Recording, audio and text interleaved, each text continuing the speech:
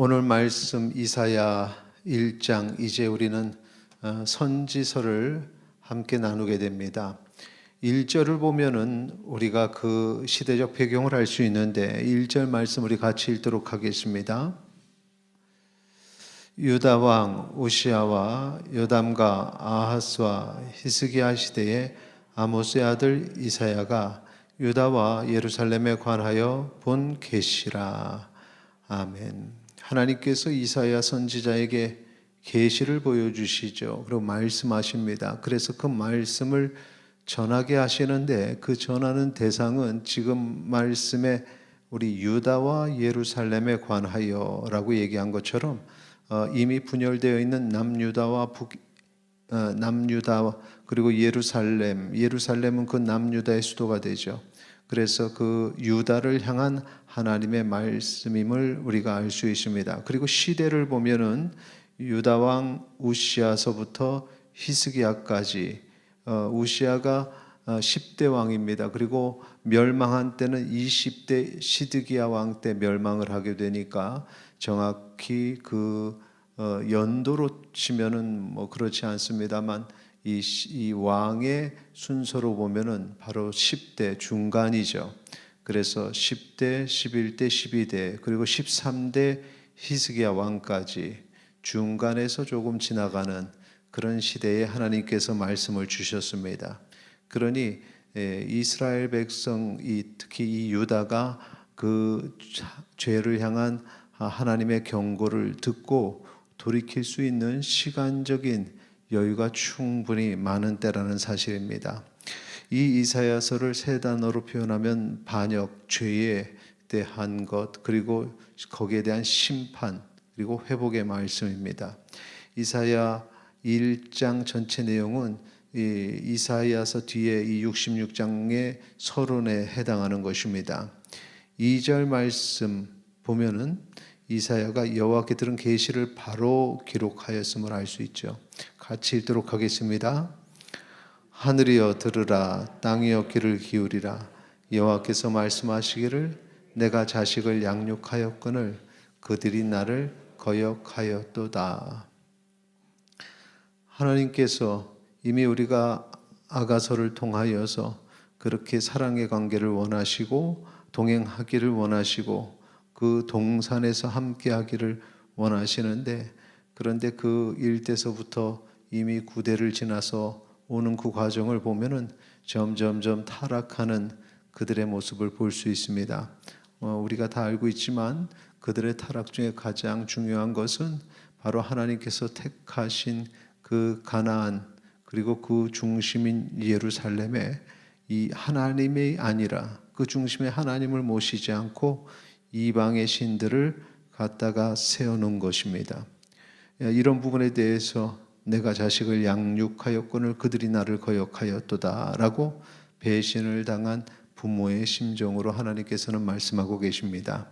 그런데 이 패역한 자녀들을 향해 하나님께서는 가르치시고 때로는 사랑의 매로 혼내셨지만 그들은 또 반복해서 그 패역한 행동을 한다는 것입니다. 6절에 보면은 발바닥에서 머리까지 성한 것 없이 상한 것과 터진 것과 새로 맞은 흔적뿐이거늘 그것을 짜며 싸매며 기름으로 부드럽게 함을 받지 못하였도다. 그러니까 자녀를 양육하기 위해서 그 매를 들어서 그렇게 혼을 냈는데 그 다음에 또 부모의 마음이 아파서 그것을 싸매며 부드럽게 하며 회복시킬 그럴 기회가 돼야 되는데 그 자녀들은 계속해서 죄로 향해서 악을 향해서 폭주하고 있는 것입니다. 얼마나 반복해서 죄를 짓고 매를 맞았는지 여호와께서 조금이라도 살려두지 않으셨다면 소돔과 고모라처럼 이미 멸망해 버렸을 것이다. 9절에서 말씀하시죠. 그러니까 이미 이 10장 중간쯤에 타락함이 아주 극악한 상태인 것입니다.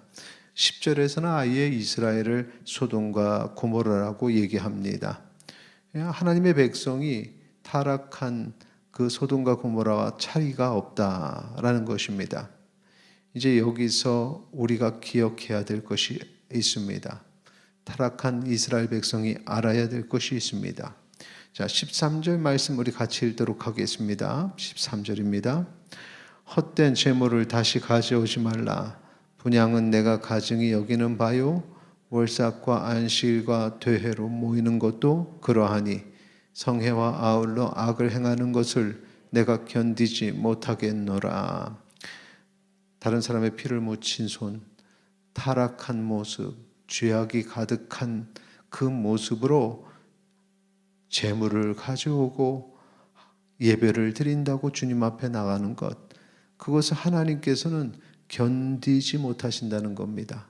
그러니까 그 예배를, 그 제사를 받으시냐 받지 아니하시냐의 차이가 아니라 그것 자체를 고통스러워 하신다는 것입니다. 그래서 우리가 온전한 예배를 회복하기 위해서는 먼저 우리가 하나님 앞에 악을 버리고 돌아가야 된다는 거죠. 하나님을 향해 나아가는 것, 그때 그 예배가 가치가 있는 것이고 하나님이 기뻐하시는 예배가 됩니다. 18절에 보면은 여호와께서 말씀하시되 오라 우리가 서로 변론하자. 너희의 죄가 주홍 같을지라도 눈과 같이 희어질 것이요 진홍같이 붉을지라도 양털같이 희게 되리라. 소돔과 고모라라고 불릴 정도로 타락했지만 그러나 돌아오면 하나님께서 용서하시고 깨끗게 하신다는 것입니다. 이것이 하나님의 마음입니다. 두 번째 우리가 기억해야 될 것은 하나님께서는 항상 이스라엘이 신실하시던 때를 추억하신다는 거죠. 그러니까 타락하고 내 모습이 더럽다고 해서 돌아가지 못하는 그런 일이 있으면 안 됩니다. 하나님께서는 그 이스라엘을 첫사랑대로 돌려놓기를 원하십니다. 25절, 26절 같이 읽도록 하겠습니다. 내가 또 내 손을 내게 돌려 내 찌꺼기를 잿물로 씻듯이 녹여 청결하게 하며 내 혼잣물을 다 제하여 버리고 내가 내 재판관들을 처음과 같이 내 모사들을 본래와 같이 회복할 것이라. 그리한 후에야 내가 의의 성읍이라 신실한 고을이라 불리리라 하셨나니. 인간은 그 악함으로 말미암아 타락한 곳에서 스스로 나올 수가 없을 때, 그럴 때 하나님께서는 내버려 두지 아니하시고 건져내시겠다. 내가 그들을 건져내시겠다. 첫사랑대로 돌려놓기로 하시는 것입니다. 깨끗하게 하시는 하나님, 나를 포기하지 아니하시는 하나님, 그러면 우리는 그 말씀에 속히 돌아가는 것이 현명한 것입니다. 하나님께서 우리를 돌려놓기 위해서 더 큰 일들을 해 나가실 텐데 어떤 이들은 그럽니다. 모든 것을 잃고 돌아서는 경우가 있죠. 그러기 전에 하나님께로 돌아서야 합니다. 자, 마지막으로 우리가 기억해야 될 것, 하나님께서 순종하는 자들을 회복시키신다는 거죠. 순종하는 자들을 회복할 때 첫사랑이 회복이 되고 그 아가서의 그 감격이 회복이 된다는 것입니다. 시간이 흘러 우리가 그 사랑하는 마음이 식어버리고 예전에 그런 뜨거웠던 것은 한순간에, 특히 과거에 젊었을 때의 어릴 때의 모습이라 생각하지만 그렇지 않습니다. 우리를 정결케 하시는 하나님께서 우리를 양털같이 희게 하시는데 우리는 다시 성경의 그 청년의 때로 돌아갈 수 있습니다. 첫 만남의 그 열정으로 돌아갈 수 있습니다. 이제 우리의 현재의 모습이 아니라 과거에 하나님을 향해 내가 모든 것을 다 바칠 수 있다고 고백하는 때로 돌아갈 수 있습니다. 삶이 힘들기 때문에 어느 순간에 우리가 그 뜨거움을 가리고 잊고 살았습니다. 이제 우리가 살아갈 때 다시 하나님을 향한 첫사랑을 회복하기를 원합니다. 아가서의 그 뜨거운 사랑을 다시 회복하기를 원합니다. 그렇게 하나님이 원하시는 회복의 삶을 살고 그리고 그 삶을 통해서 하나님께 영광 올리며 예배를 드릴 때 하나님께서 그 예배를 기뻐하실 줄 믿습니다.